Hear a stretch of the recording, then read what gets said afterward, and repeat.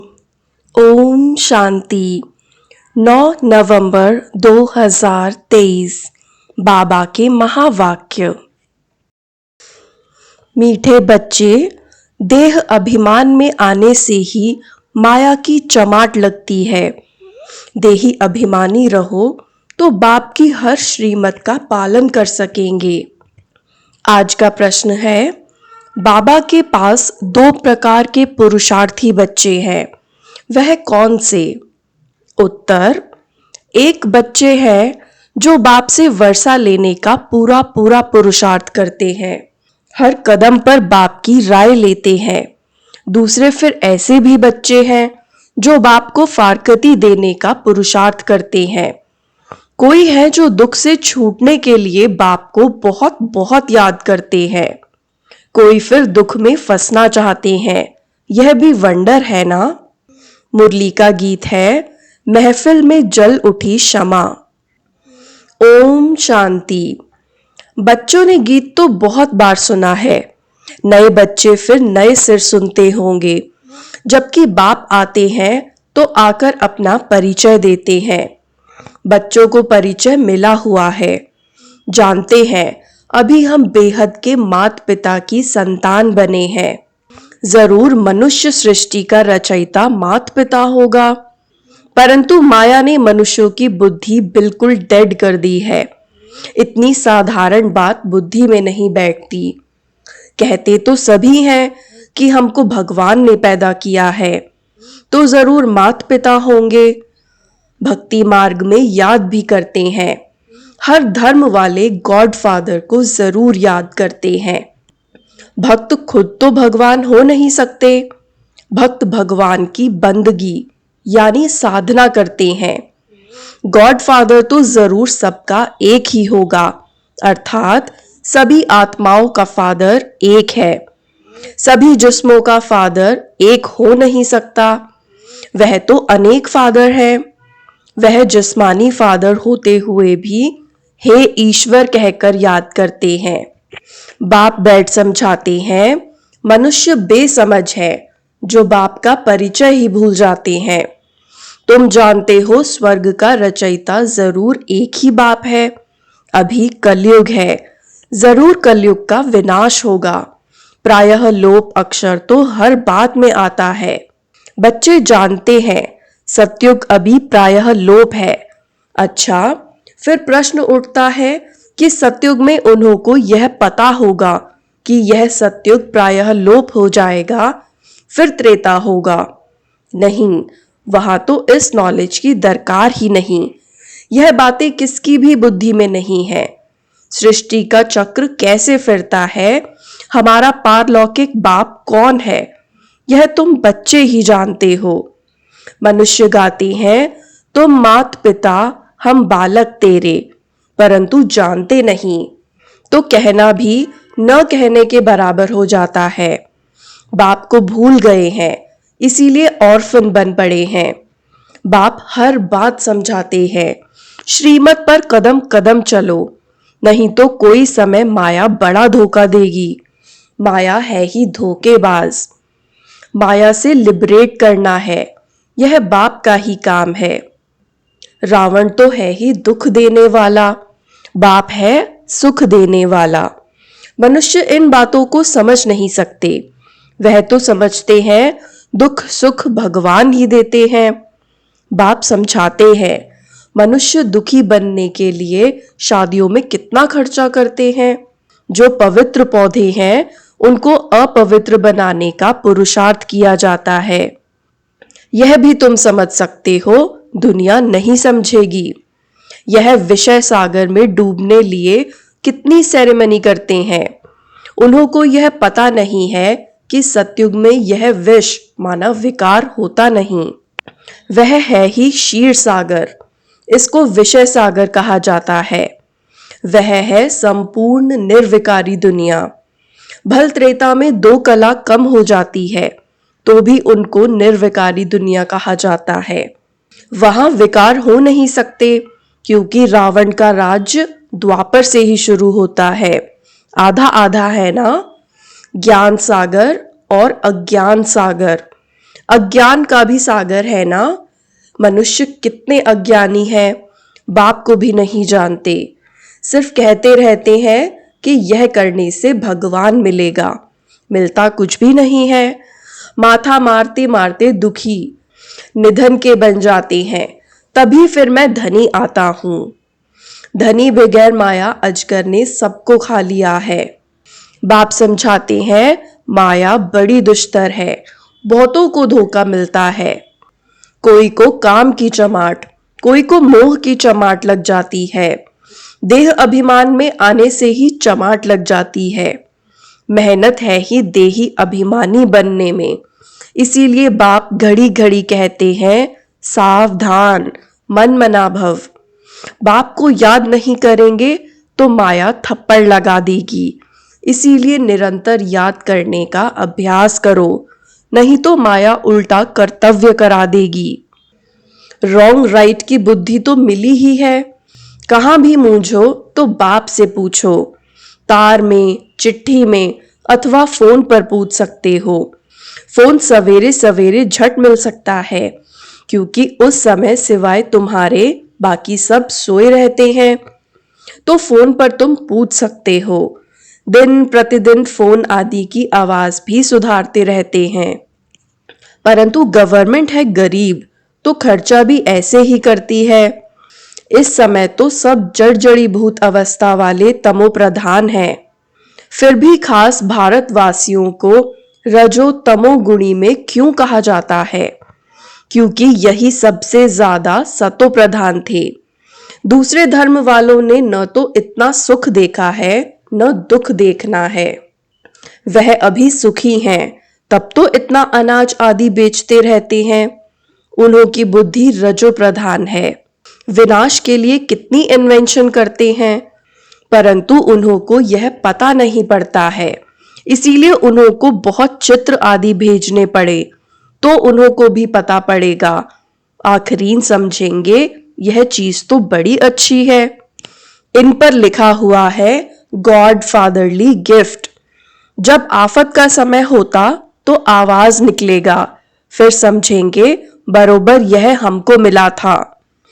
इन चित्रों से बहुत काम निकलेगा।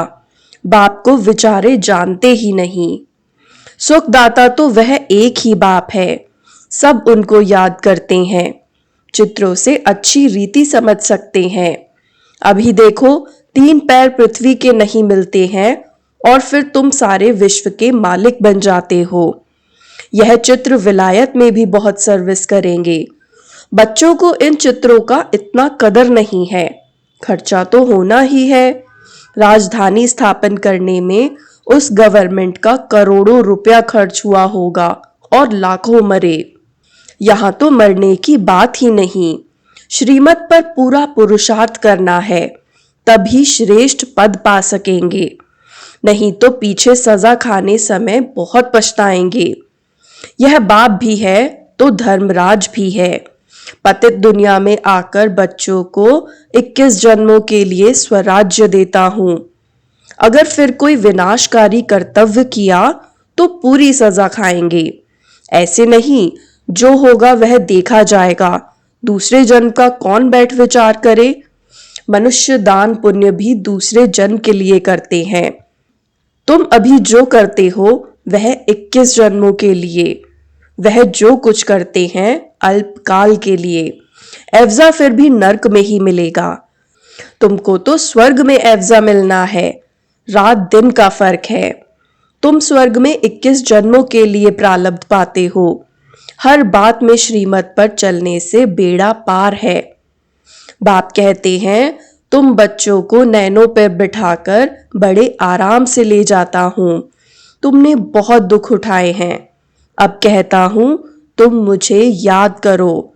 तुम नंगे आए थे, यह पाठ बजाया, अब फिर वापस जाना है। यह तुम्हारा अविनाशी पाठ है। इन बातों को कोई भी साइंस घमंडी समझ नहीं सकते। आत्मा इतना छोटा स्टार है, उनमें अविनाशी पाठ सदैव के लिए भरा हुआ है। यह कभी समाप्त नहीं होता। बाप भी कहते हैं मैं भी तो क्रिएटर और एक्टर हूं। मैं कल्प कल्प आता हूँ पाठ बजाने।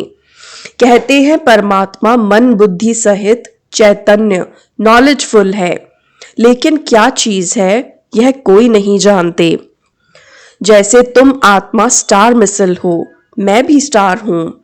भक्ति मार्ग में भी मुझे याद करते हैं क्योंकि दुखी हैं। मैं आकर तुम बच्चों को अपने साथ ले जाता हूँ। मैं भी पंडा हूँ। मैं परमात्मा तुम आत्माओं को ले जाता हूँ। आत्मा मच्छर से भी छोटी है। यह समझ भी तुम बच्चों को अभी मिलती है। कितना अच्छी रीति समझाते हैं। बाप कहते हैं तुमको विश्व का मालिक बनाता हूँ, बाकी दिव्य दृष्टि की चाबी मैं अपने पास ही रखता हूँ। यह किसी को भी नहीं देता हूँ। यह भक्ति मार्ग में मेरे ही काम आती है। बाप कहते हैं मैं तुमको पावन पूज्य बनाता हूँ। माया पतित पुजारी बनाती है। समझाते तो बहुत है, परंतु कोई बुद्धिवान समझे। यह टेप मशीन बहुत अच्छी चीज है। बच्चों को मुरली तो जरूर सुननी है। बहुत से किलधे बच्चे हैं। बाबा को बांधेली गोपिकाओं पर बहुत तरस पड़ता है। बाबा की मुरली सुनकर बहुत खुश होंगे। बच्चों की खुशी के लिए क्या नहीं करना चाहिए। बाबा को तो रात दिन गांव की गोपिकाओं का ख्याल रहता है। नींद भी फिट जाती है। क्या युक्ति रचे, कैसे बच्चे दुख से छूटे। कोई तो फिर दुख में फंसने लिए भी तैयारी करते हैं। कोई तो पुरुषार्थ करते हैं वर्षा लेने का, तो कोई फिर फारकती देने का भी पुरुषार्थ करते हैं। दुनिया तो आजकल बहुत खराब है। कोई बच्चे तो बाप को मारने की भी देरी नहीं करते हैं। बेहद का बाप कितना अच्छी रीति समझाते हैं। मैं बच्चों को इतना धन दूंगा जो यह कभी दुखी नहीं होंगे। तो बच्चों को भी इतना रहम दिल बनना चाहिए कि सबको सुख का रास्ता बताएं। आजकल तो सभी दुख देते हैं, बाकी टीचर कभी दुख का रास्ता नहीं बताएंगे। वह पढ़ाते हैं। पढ़ाई सोर्स ऑफ इनकम है। पढ़ाई से शरीर निर्वाह करने लायक बनते हैं। माँ बाप से भल वर्षा मिलता है, परंतु वह क्या काम का। जितना जास्ती धन उतना पाप बहुत करते हैं। नहीं तो तीर्थ यात्रा करने बड़ी नम्रता से जाते हैं, परंतु कोई कोई तो तीर्थ यात्रा पर भी शराब ले जाते हैं, फिर छिपाकर पीते हैं। बाबा का देखा हुआ है, शराब बगैर रह नहीं सकते। बात मत पूछो। लड़ाई में जाने वाले भी शराब खूब पीते हैं। लड़ाई वालों को अपनी जान का ख्याल ही नहीं रहता है। समझते हैं आत्मा एक शरीर छोड़ जाकर दूसरा शरीर ले लेगी। तुम बच्चों को भी अभी ज्ञान मिलता है। यह छीछी शरीर छोड़ना है। उन्हों को कोई ज्ञान नहीं, परंतु आदत पड़ी हुई है मरना और मारना। यहाँ तो हम आप ही बैठे बैठे बाबा के पास जाना चाहते हैं। यह पुरानी खाल है। जैसे सर्प भी पुरानी खाल छोड़ देते हैं, ठंडी में सूख जाती तो उतार देते हैं। तुम्हारी यह तो बहुत छी पुरानी खाल है। पाठ बजाते अब इनको छोड़ना है, बाबा के पास जाना है। बाबा ने युक्ति तो बताई है, मन मना भव, मुझे याद करो बस। ऐसे बैठे बैठे शरीर छोड़ देंगे। सन्यासियों का भी ऐसे होता है, बैठे बैठे शरीर छोड़ देते हैं, क्योंकि वह समझते हैं आत्मा को ब्रह्म में लीन होना है, तो योग लगाकर बैठते हैं, परंतु जा नहीं सकते। जैसे काशी कलवट खाते हैं, वह जीव घात हो जाता है। यह सन्यासी भी बैठे बैठे ऐसे जाते हैं। बाबा का देखा हुआ है। वह हुआ हठ योग सन्यास। बाप समझाते हैं तुमको 84 जन्म कैसे मिलते हैं, तुमको कितनी नॉलेज देते हैं। कोई बिरला ही श्रीमत पर चलता है। देह अभिमान आने से फिर बाप को भी अपनी मत देने लग पड़ते हैं। बाप समझाते हैं देही अभिमानी बनो, मैं आत्मा हूँ।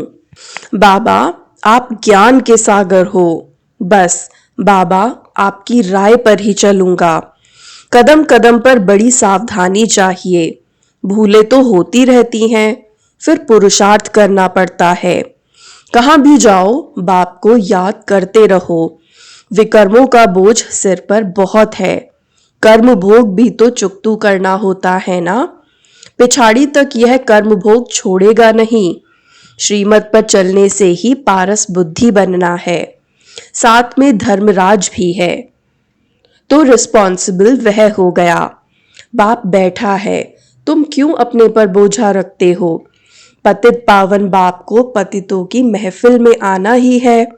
यह तो नई बात नहीं, अनेक बार पाठ बजाया है, फिर बजाते रहेंगे। इसको ही वंडर कहा जाता है। अच्छा, पारलौकिक बाप दादा का मीठे मीठे सिकिलधे बच्चों प्रति याद, प्यार और गुड मॉर्निंग। रूहानी बाप की रूहानी बच्चों को नमस्ते।